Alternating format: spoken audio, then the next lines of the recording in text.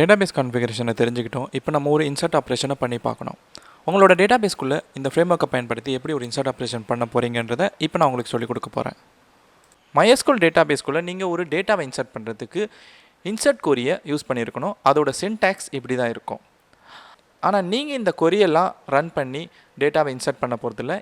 ஏன்னா நீங்கள் CodeIgniter ஃப்ரேம்வொர்க்கை use பண்ணி ஒரு இன்சர்ட் பண்ண போகிறீங்க. இது எல்லாத்தையும் பண்ணுறதுக்கு முன்னாடி உங்களுடைய டேட்டாபேஸ்க்குள்ளே போய் இந்த SQL கொரியை நீங்கள் ரன் பண்ணணும். அப்போ தான் உங்களுக்கு ஒரு டேபிள் க்ரியேட் ஆகும். ஏன்னா இந்த எடுத்துக்காட்டை பண்ணுறதுக்கு இப்போ நம்மளுக்கு ஒரு டேபிள் தேவைப்படும் இல்லையா? அதனால தான் இந்த கொரியை போட்டு நம்ம ஒரு டேபிளை உருவாக்கிக்கிறோம். க்ரட்டுங்கிறது இந்த டேபிளோட பெயர். மொத்தம் 4 காலம் இருக்குது. ID, first name, last name, email ID. Insert ஆப்ரேஷனை பண்ணுறதுக்கு நம்மளுக்கு மொத்தம் 3 ஃபைல் தேவைப்படும். crud.php, crud_model.php, insert.php. இந்த crud.phpன்றது வந்து ஒரு கண்ட்ரோலர். அதனால் அப்ளிகேஷனுக்குள்ளே கண்ட்ரோலர்ஸ் ஃபோல்டருக்குள்ளே இது இருக்கணும். crud_model.phpன்றது ஒரு மாடல் ஃபைல். அதனால் மாடல்ஸ் ஃபோல்டருக்குள்ளே இருக்கணும். insert.php வந்து ஒரு வியூ ஃபைல். அதனால் வியூஸ்குள்ளே இருக்கணும். இப்போ முதல்ல உங்களுடைய அப்ளிகேஷன் ஃபோல்டருக்குள்ளே போயிட்டு கண்ட்ரோலர் ஃபோல்டருக்குள்ளே crud.php அப்படின்ற ஃபைலை க்ரியேட் பண்ணிக்கிறோம். CI கண்ட்ரோலருங்கிற ஒரு கோடிங்னேட்டரோட கிளாஸை எக்ஸ்டெண்ட் பண்ணியிருக்கணும். அப்படி இருந்தால் தான் இது ஒரு கோடிங்னேட்டரோட கண்ட்ரோலராக எடுத்துக்கப்படும். கன்ஸ்ட்ரக்ட்ன்ற ஃபங்க்ஷனை முதல்ல எழுதிக்கணும். இப்போ இந்த CI கண்ட்ரோலருக்கு ஒரு கன்ஸ்ட்ரக்டர் இருக்குது. அதை தான் நம்ம இங்கே கால் பண்ணியிருக்கோம். அதை கால் பண்ணால் தான் கோடிங்னேட்டர் ஃப்ரேம்வொர்க்கான எல்லா ப்ராப்பர்ட்டிஸும் உங்களுக்கு கிடைக்கும். இப்போது இந்த இன்ஸ்ட்ரக்ஷனை கொடுத்த உடனே நீங்கள் உங்களுடைய டேட்டாபேஸை லோட் பண்ணிக்கிறீங்கன்னு அர்த்தம். இந்த இன்சர்ட் ஆப்ரேஷன் பண்ணுறதுக்கு ஒரு மாடல் கிளாஸ் தேவைப்படும்.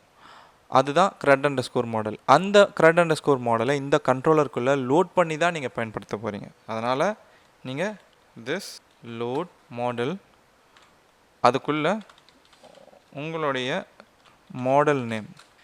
இப்போ இதுக்கு அடுத்து நம்ம ஒரு ஃபங்க்ஷனை உருவாக்க போகிறோம். சேவ் டேட்டான்ற இந்த ஒரு ஃபங்க்ஷன். இந்த மெத்தடை நம்ம போய் நம்ம ப்ரௌசரில் கால் பண்ணும் போது முதல்ல இன்சர்ட் வியூவை லோட் பண்ணணும். இன்சர்ட் வியூவை லோட் பண்ணிக்கிறோம். அதுக்கு நம்ம இந்த இன்ஸ்ட்ரக்ஷன் கொடுக்க வேண்டியது இருக்குது. திஸ் லோட் அதுக்குள்ளே இன்சர்ட்ன்ற உங்களுடைய வியூ ஃபைல் நேம். இப்போது வியூ லோட் ஆன பிறகு இந்த ஃபங்க்ஷனுக்குள்ளேயே நம்ம வந்து ஒரு போஸ்ட் வேல்யூஸை அனுப்புவோம் இன்சர்ட் பண்ணுறதுக்கு. அப்போ அந்த போஸ்ட் வேல்யூஸ்லாம் வந்திருக்கா இல்லையான்னு செக் பண்ணுறதுக்கு நம்ம ஒரு இஃப் கண்டிஷன் எழுத வேண்டியது இருக்குது. சேவ். இப்போ சேவ்ன்ற நேமில் ஒரு போஸ்ட் வேல்யூ வருதா அப்படின்னு செக் பண்ணுறோம். வந்துச்சுன்னா இந்த இஃப்குள்ளே கோட் எக்ஸிக்யூட் ஆக போகுது. அப்படி இந்த இஃப்குள்ளே என்னென்ன கோட்லாம் கொடுக்க போகிறோம்னா இன்சர்ட் பண்ணுறதுக்கு தேவையான டேட்டாஸ் எல்லாம் போஸ்ட் வேல்யூஸ்லேருந்து வாங்கிடுவோம். இந்த போஸ்ட்டுக்கான இன்ஸ்ட்ரக்ஷன் கொடுத்து வாங்கிட்டோம்.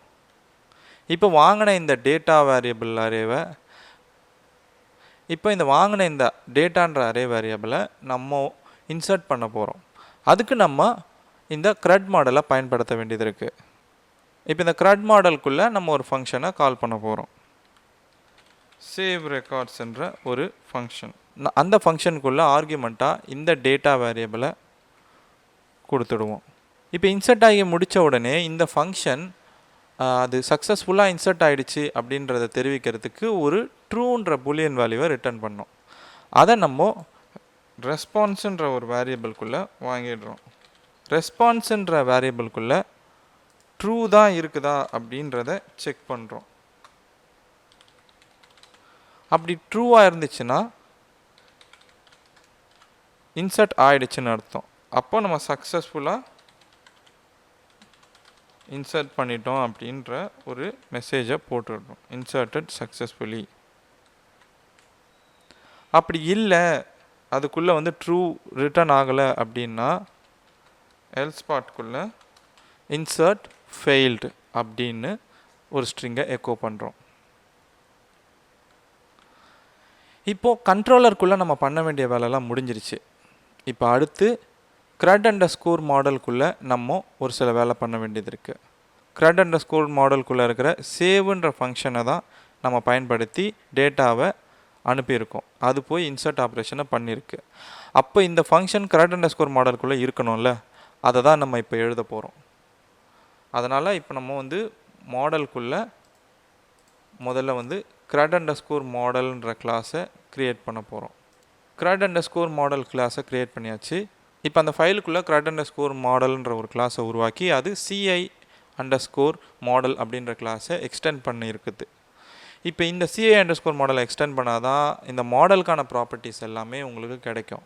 இப்போ இதுக்குள்ளே நம்ம எழுத போகிறது ஒரே ஒரு ஃபங்க்ஷன் தான், சேவ் ரெக்கார்ட்ஸ்ன்ற ஃபங்க்ஷன். நம்ம கண்ட்ரோலர் கிளாஸ்க்குள்ளே இந்த டேட்டான்ற வேரியபிளை இந்த சேவ் ரெக்கார்ட்ஸ்ன்ற ஃபங்க்ஷனுக்குள்ளே ஆர்குமெண்ட்டாக அமைச்சிருக்கோம். ஸோ அதனால் இந்த இடத்துல நம்ம ஆர்குமெண்ட்டாக இங்கே வாங்க வேண்டியது இருக்குது, டேட்டான்ற வேரியபிள். இப்போ இந்த வேரியபிள் தான் டேட்டாவை கொண்டு இருக்க வேரியபிள். இதை நம்ம இப்போது நம்மளோட மாடல் கிளாஸ் இன்சர்ட் பண்ண போகுது. இப்போ இதை இன்சர்ட் பண்ணுறதுக்கு நம்ம SQL கொரியெல்லாம் எழுத வேண்டிய அவசியம் இல்லை. நம்மளுக்கு டேட்டாபேஸ் லைப்ரரி அதனால தான் முன்கூட்டியே லோட் பண்ணியிருக்கோம் இங்கே. இதனால் CRUD மாடல் வந்து இப்போது உங்களுக்கு டேட்டாபேஸ் ப்ராப்பர்ட்டியை இந்த கிளாஸுக்கெல்லாம் கொடுத்துருக்கோம். அப்போ நீங்கள் அந்த லைப்ரரியை பயன்படுத்தி ஒரு கொரியை பில்ட் பண்ண போகிறீங்க. அதுக்கு தான் this db insert அப்படிங்கிற மெத்தட். இப்போ இந்த மெத்தட் தான் ஒரு டேட்டாவை ஒரு டேபிளுக்குள்ளே இன்சர்ட் பண்ணுறதுக்கான இன்ஸ்ட்ரக்ஷன்.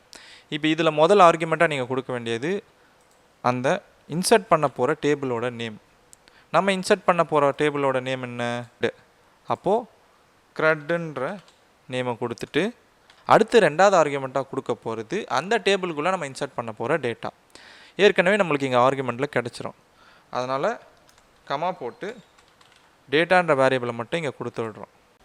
this db insert அப்படிங்கிற இந்த இன்ஸ்ட்ரக்ஷனை கொடுத்த உடனே கோடிங்னேட்டரோட கொரி பில்டர் ஒரு இன்சர்ட் கொரியை தயார் பண்ணிடும். அந்த இன்சர்ட் கொரி நீங்கள் கொடுத்த டேட்டாக்கெல்லாம் வச்சு கீழே காமிச்சிருக்க இந்த இன்சர்ட் SQL மாதிரி ஒரு SQL ஜென்ரேட் பண்ணிடும். அந்த SQL எக்ஸிக்யூட் பண்ணும்போது தான் நம்மளுக்கு ஒரு டேட்டா டேபிளில் இன்சர்ட் ஆகுது. இதுதான் இந்த இன்ஸ்ட்ரக்ஷன் பின்னாடி நடக்கிற விஷயம். இப்போ இன்சர்ட் பண்ணுறது நடந்து முடிஞ்சிடும். ஆனால் இங்கே கண்ட்ரோலரில் நம்மளுக்கு ட்ரூ ரிட்டர்ன் ஆயிருக்கா இல்லையான்னு செக் பண்ணுறோம். ட்ரூ ரிட்டர்ன் ஆயிருந்தால் தான் ஒரு இன்சர்ட் ஆப்ரேஷன் முடிஞ்சிருக்குன்னு அர்த்தம். அதனால் ரிட்டர்ன் பண்ணுறோம் ஒரு பூலியன் வேல்யூவை. இப்போ ஏதாச்சும் ஒன்று நடந்து இந்த இன்சர்ட் ஆப்ரேஷன் நடக்காமல் போயிடுச்சுன்னா நம்மளுக்கு இங்கே ட்ரூ ரிட்டர்ன் ஆகாது. அதை வச்சு கண்ட்ரோலர் இன்சர்ட் நடக்கலன்றதை கண்டுபிடிச்சிடும். அப்படி ஒரு வேளை இன்சர்ட் கரெக்டாக நடந்துச்சுன்னா ட்ரூ ரிட்டர்ன் ஆகிடும். கடைசியாக வியூக்கான வேலை தான் நம்மளுக்கு இருக்குது. இப்போ கண்ட்ரோலரில் இன்சர்ட்டுன்ற வியூவை நம்ம பயன்படுத்தியிருக்கோம். இப்போ அதனால் நம்ம என்ன பண்ண போகிறோம், வியூ ஃபோல்டருக்குள்ளே இன்சர்ட்டுன்ற ஒரு வியூவை க்ரியேட் பண்ணிக்கிறோம். இப்போ இதுக்குள்ளே நம்ம ஒரு HTML டெம்ப்ளேட்டை பயன்படுத்திக்க போகிறோம். இப்போ இந்த டெம்ப்ளேட் வந்து ஒரு சாதாரண HTML டெம்ப்ளேட் தான். இப்போ இந்த டெம்ப்ளேட்குள்ளே ஒரு ஃபார்ம் எலிமெண்ட்டை நம்ம பயன்படுத்தியிருக்கோம். இப்போ இந்த ஃபார்ம் வந்து இங்கே நம்ம ஆக்ஷன் அட்ரிபியூட்டில் கொடுத்துருக்கிற இந்த URLக்கு டேட்டாஸ் எல்லாம் அனுப்ப போகுது. என்னென்ன டேட்டாஸ் அனுப்ப போகுதுன்னா first name, last name, email இதெல்லாம் கொடுத்து சப்மிட்டுன்ற பட்டனை நம்ம கிளிக் பண்ணும்போது இந்த URLக்கு போஸ்ட் பண்ணிடும். ஏன்னா இந்த URL ஒன்றுமே இல்லை, பேஸ் URL என்னவோ நம்மளுடைய ப்ராஜெக்டோட பேஸ் URL. அதுக்கடுத்து CRUDன்றது நம்மளோட கண்ட்ரோலர், சேவ் டேட்டான்றது நம்மளுடைய மெத்தட். ஸோ இந்த வேல்யூஸ் எல்லாம் இந்த கண்ட்ரோலரில் இருக்கிற இந்த மெத்தடுக்குள்ளே வரும். சப்மிட் பட்டனுக்கு இங்கே சேவ்ன்ற நேம் தான் கொடுத்துருக்கோம். இது முதல்ல வந்திருக்கான்னு செக் பண்ண பிறகு இப்போ அந்த சேவ்ன்றதெல்லாம் இது பண்ண உடனே நம்மளுக்கு இந்த ஃபஸ்ட் நேம், லாஸ்ட் நேம், இமெயிலுன்ற 3 வேல்யூஸுமே உள்ளே கொண்டு வந்துடும். வியூவுக்கான வேலை எல்லாம் முடிஞ்சு போச்சு. இப்போ அடுத்து நம்ம பண்ண போகிறதே இந்த ப்ராஜெக்ட் வேலை செய்யுதா இல்லையான்றதை செக் பண்ணுறது தான். இப்போ உங்கள் ப்ரௌசருக்குள்ளே போய்ட்டு உங்களோட ப்ராஜெக்டோட நேமை கொடுத்து அதுக்கு அடுத்து CRUDன்ற கண்ட்ரோலரில் சேவ் டேட்டான்ற மெத்தடை இந்த URL மாதிரி ஃபார்ம் பண்ணி நீங்கள் அக்சஸ் பண்ணிங்கன்னா உங்களுக்கு இந்த எரர் வரும். சேவ் டேட்டா மெத்தட் உங்களுக்கு ரெஜிஸ்ட்ரேஷன் ஃபார்ம் தான் கொடுத்துருக்கணும், ஆனால் இங்கே எரர் வியூவை கொடுத்துருக்கு. ஏன் இந்த மாதிரி எரர் வந்துச்சுன்றதை இப்போ கண்டுபிடிக்க போகிறோம். இங்கே இருக்கிற எரர் மெசேஜை படிங்க, என்ன சொல்லுதுன்னு பாருங்கள். கால் டு அன்டிஃபைன்ட் ஃபங்க்ஷன் base_URLன்ற மெத்தட். இது எங்கேருந்து வருது? ஃபைல் நேம் இன்சர்ட் வியூஸ்குள்ளே இருக்கிற இன்சர்ட்டுன்ற வியூக்குள்ளேருந்து லைன் 8வது லைன்லேருந்து வந்திருக்கு. அப்போது இங்கே 8வது லைனில் நம்ம base_URLன்ற ஒரு மெத்தடை பயன்படுத்தியிருக்கோம். ஆனால் இது ஏன் வந்து அன்டிஃபைன்ட் மெத்தடாக அங்கே எரர் வந்திருக்கு அப்படின்னு பார்த்தீங்கன்னா, இந்த மெத்தடு வந்து ஒரு கோடிங்னேட்டருக்குள்ளேயே இருந்து நம்ம யூஸ் பண்ணக்கூடிய ஒரு ஹெல்ப்பர் மெத்தட். இந்த ஹெல்ப்பர் மெத்தட் வேலை செய்யணுன்னா நம்ம ஒரு கிளாஸை லோட் பண்ணியிருக்கணும். இந்த கண்ட்ரோலரில். அதுக்கு நீங்கள் லோட் பண்ணுறதுக்கு என்ன பண்ணணும் அப்படின்னா, அதை நீங்கள் லோட் பண்ணுறதுக்கு this load helper அப்படிங்கிற ஹெல்ப்பர் மெத்தடை கால் பண்ணணும். இப்போ இந்த ஹெல்ப்பர் மெத்தடுக்குள்ளே நம்ம எந்த ஹெல்ப்பர் கிளாஸை பயன்படுத்த போகிறோம் அப்படின்னா, இந்த பேஸ் அண்டர்ஸ்கோர் யூஆர்எல்ன்றது யூஆர்எல்ன்ற ஹெல்ப்பர் கிளாஸ்க்குள்ளே தான் இருக்குது. அதனால் யூஆர்எல்ன்ற ஹெல்ப்பரை லோட் பண்ணிக்கணும். இப்போ இதை இங்கே லோட் பண்ணிக்கிட்டோமா, இப்போ போய்ட்டு உங்களோட வெப்பேஜை ரிஃப்ரெஷ் பண்ணுங்கள். பார்த்தீங்களா, உங்களுடைய ஃபார்ம் வந்துடுச்சு. சரி, இப்போது நம்மளுக்கு ஒரு சிம்பிளான ஒரு ரிஜிஸ்ட்ரேஷன் ஃபார்ம் வந்திருக்கு. இப்போ இந்த ரிஜிஸ்ட்ரேஷன் ஃபார்மில் நம்ம ஒரு சாம்பிள் டேட்டா ஒன்று போடுறோம். JBL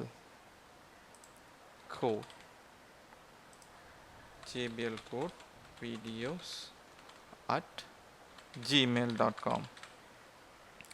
இப்போ சேவ் டேட்டான்னு நம்ம இந்த பட்டனை கிளிக் பண்ண உடனே நம்மளுக்கு இன்சர்ட்டட் சக்ஸஸ்ஃபுல்லின்னு ஒரு மெசேஜ் வரணும். ஆனால் மறுபடியுமே நம்மளுக்கு ஒரு எரர் வந்திருக்கு. என்ன எரர் போய் பார்க்கலாமா? இங்கே மெசேஜ் பார்த்தீங்கன்னா என்ன வந்திருக்குன்னா வார்னிங். ஆனால் அது கூட நம்மளுக்கு விஷயம் கிடையாது, வார்னிங் தானே, அதனால் பிரச்சனை கிடையாது. ஆனால் கீழே பாருங்கள், இங்கே தான் எரர் வந்திருக்கு. ஏன்னா என்ன எரர் வந்திருக்குன்னா, call to member function save records on நல். எங்கே crud.phpன்ற கண்ட்ரோலர் ஃபைலில் லைன் நம்பர் 18. இப்போ லைன் நம்பர் 18 நம்ம போய் என்ன பண்ணுறோம்?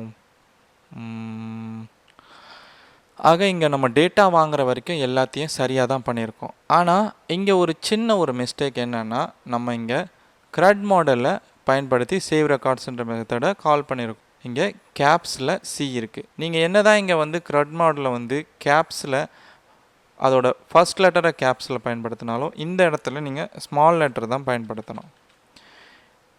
அப்போ தான் இந்த மாடல் சரியாக உங்களுக்கு லோட் ஆகியிருக்கும். ஃபிக்ஸ் பண்ணது சரியாயிடுச்சான்னு செக் பண்ண போகிறோம். மறுபடியும் டேட்டாவை நம்ம கொடுத்துட்டோம். இப்போ சேவ் பண்ணி பார்க்கலாம். இப்போ சேவ் ஆகிடுச்சு. இப்போ நம்ம சக்ஸஸ்ஃபுல்லாக ஒரு இன்சர்ட் ஆப்ரேஷனை பண்ணியிருக்கோம். ஆனால் டேட்டாபேஸ்க்குள்ளே அது இன்சர்ட் ஆகிருக்கான்றதை செக் பண்ணால் தான் அது உண்மையான சக்ஸஸ். இப்போது நம்ம டேட்டாபேஸில் இந்த டேபிளுக்குள்ளே வரோம். இப்போ இந்த டேபிளை ரிஃப்ரெஷ் பண்ணி பார்ப்போம். பார்த்தீங்கன்னா நம்ம அமிச்ச அந்த டேட்டா இங்கே இன்சர்ட் ஆகிருக்கு. அப்போ நம்ம சக்ஸஸ்ஃபுல்லாக தான் இந்த டேட்டாவை இன்சர்ட் பண்ணியிருக்கோம். அடுத்த வீடியோவில் ஒரு டேட்டாவை எப்படி நம்ம டேபிள்லேருந்து ரீட் பண்ணுறதுங்கிறத சொல்லிக் கொடுக்க போகிறேன்.